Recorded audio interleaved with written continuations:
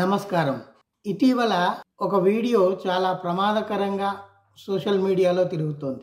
అదేమిటి అంటే chief justice Chandrachud ఇంట్లో ప్రధానమంత్రి నరేంద్ర మోడీ వెళ్ళి పూజ చేయటం, ఆయనకు హారతి ఇవ్వటం జరుగుతోంది. అందులో ఆ వీడియోలో ఒకవైపు చంద్రచూడ్ నుంచోనున్నారు, మరొక వైపు చంద్రచూడ్ శ్రీమతి చిన్న గంట కొడుతూ వాయిస్తూ ఉన్నారు.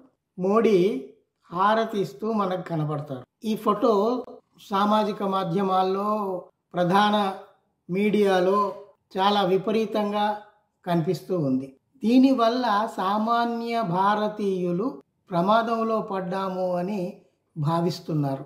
ఎందుకంటే నరేంద్ర మోడీ ఒక రాజకీయ నాయకుడు, ప్రధానమంత్రి పదవిలో ఉన్నా కూడా రాజకీయ నాయకుడు. వాళ్ళు ఓట్ల కోసం ఎన్నికలను దృష్టిలో పెట్టుకొని ఎప్పుడు ఏ పనైనా చేయగలుగుతారు.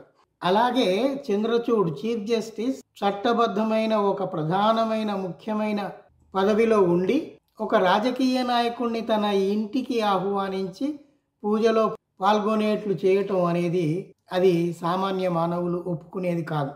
దీనివల్ల ఏం జరుగుతుంది అంటే అసలు చట్టం పట్ల, రాజ్యాంగం పట్ల భారతీయులకు ఉన్న ఆ నమ్మకం, విశ్వాసం సడలిపోతుంది.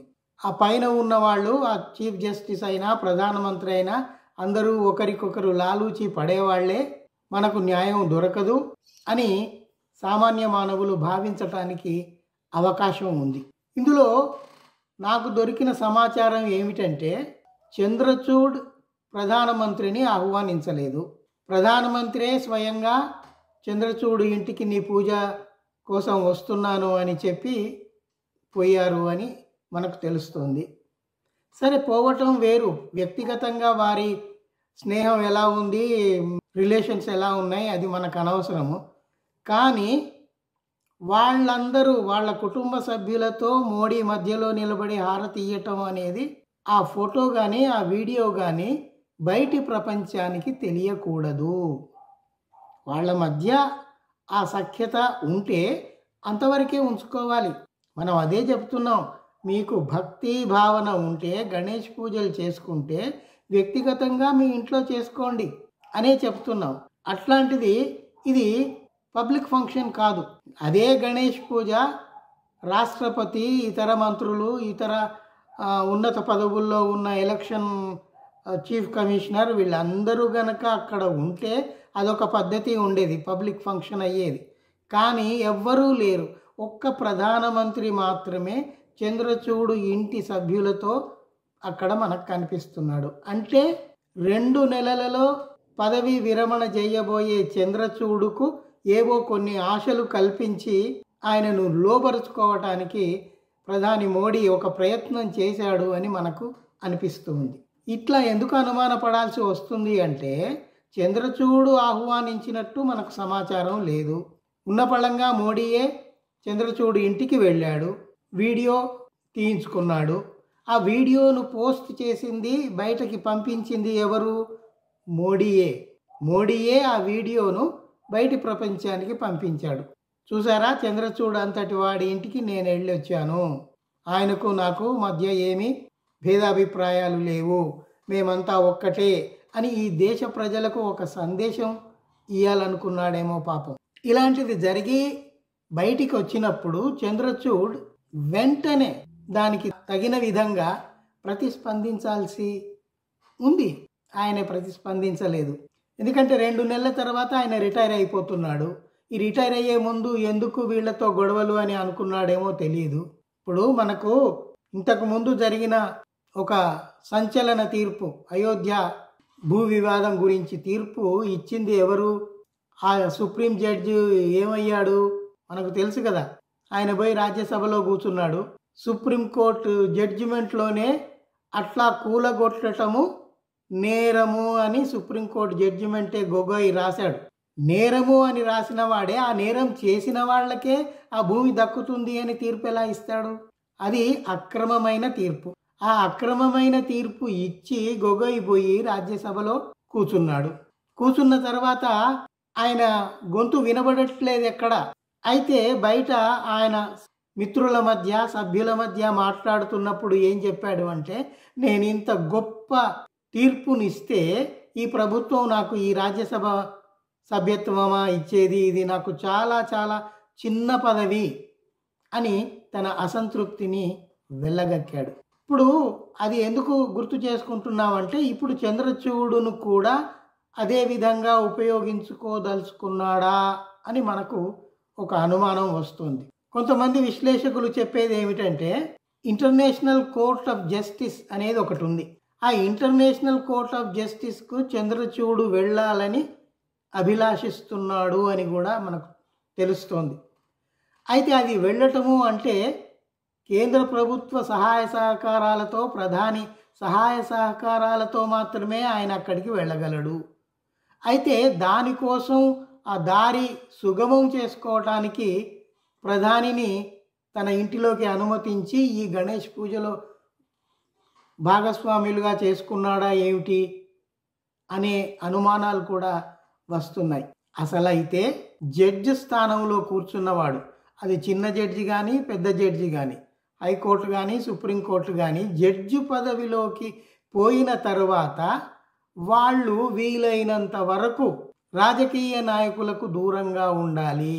గూండాలకు, దోపిడీదారులకు, బిజినెస్ పీపుల్కు, వీళ్ళందరికీ దూరంగా ఉండాలి. ఉన్నప్పుడే వాళ్ళు ఇచ్చే తీర్పులకు గౌరవం ఉంటుంది. లేదు, కోర్టు నుంచి బయటికి రాగానే మేము క్లబ్బుల్లో తిరుగుతాము, రేస్ కేసుల్లో కలిసి తిరుగుతాము, కలిసి తాగుతుంటాము అందరితోటి, మమ్మల్ని జడ్జిలుగా గౌరవించండి అంటే అది వీలు కాదు. జడ్జి అన్నవాడు తన వ్యక్తిత్వాన్ని కాపాడుకోవాలి. ఆ పని జడ్జిలు చేయట్లేదు. అందుకే చూడండి, ఖాలిద్ మహమ్మద్ 4 ఏళ్ళు అయింది, ఏ దోషము లేదు. అనవసరంగా ఆ జేఎన్యూ నుంచి ఆ స్టూడెంట్ లీడర్ను తీసుకుపోయి జైల్లో వేశారు. ఇంతవరకు అతాపతా లేదు. ఇట్లాంటి కేసులు ఎన్నో ఉన్నాయి. ఇవి అవసరమా ఈ దేశానికి? న్యాయ వ్యవస్థ కూడా కుప్పగూలిపోతే ఈ సామాన్య మానవుడు ఎక్కడికి పోవాలి? న్యాయం ఎవరిస్తారు? రాజకీయ వ్యవస్థ భ్రష్టు పట్టిపోయింది, అది మనకు కనబడుతుంది. అంతేకాదు సిబిఐ లాంటి వ్యవస్థలు కూడా భ్రష్టు పట్టిపోయాయి, మనకు తెలుసు. చీఫ్ ఎలక్షన్ ఆఫీసరు, ఎలక్షన్ కమిషనర్లు వీళ్ళు ఎలా అపాయింట్మెంట్ అయ్యారో అక్రమంగా, అది కూడా మనకు తెలుసు. ఇట్లా ఒక్కొక్కటి అన్నీ భ్రష్టు పట్టిపోయినప్పుడు ఒకే ఒక ఆధారం ఈ న్యాయ వ్యవస్థ. ఈ న్యాయ వ్యవస్థ కూడా ఇంత దిగజారిపోతే ఇంకా సామాన్య మానవులు ఏం కావాలి? ఎక్కడికి పోవాలి? ఎవరి మీద విశ్వాసం ఉంచాలి అనేది ప్రశ్న. ఇప్పుడు మనం గొప్ప భవిష్యత్తు రావాలి, ఈ దేశం ఇంకా ఉజ్వలంగా పోవాలి, అటు చైనాతోటి అటు అమెరికాతోటి పోటీ పడి మన దేశం ముందుకు పోవాలి, అందుకు తగినట్టుగా మనం కూడా ఇండస్ట్రియలైజేషన్కు పోవాలి అని మనం ఆశపడుతున్నాం. మన దగ్గర చాలా సరుకు ఉంది. మన దగ్గర ఇంజనీర్లు, డాక్టర్లు, సాంకేతిక నిపుణులు, సైంటిస్టులు లేని వాళ్ళు లేరు.